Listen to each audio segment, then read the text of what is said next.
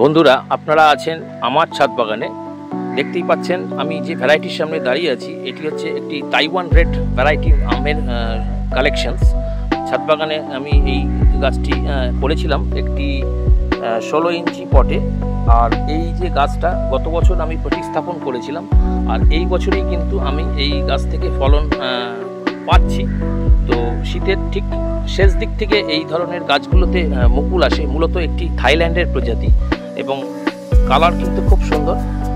এক একটা আমের ম্যাচিওর্ড অবস্থায় ওজন হয় 250 থেকে 300 গ্রাম এবং ফ্রুট বেয়ারিং খুব ভালো।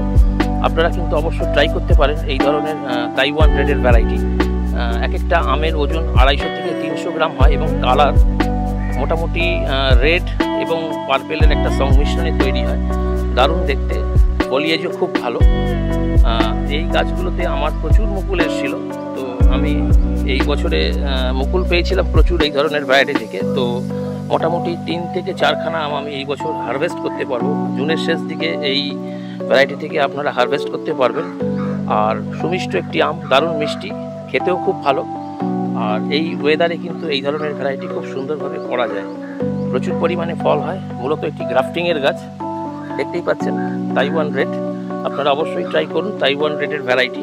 ছাদ বাগানের জন্য এটি একটি পারফেক্ট এবং একটি উপযোগী ভ্যারাইটি বলা যেতে পারে।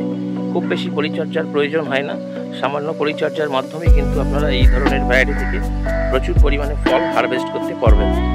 অবশ্যই ট্রাই করুন থাইল্যান্ডের একটি প্রজাতি তাইওয়ান রেড। নমস্কার।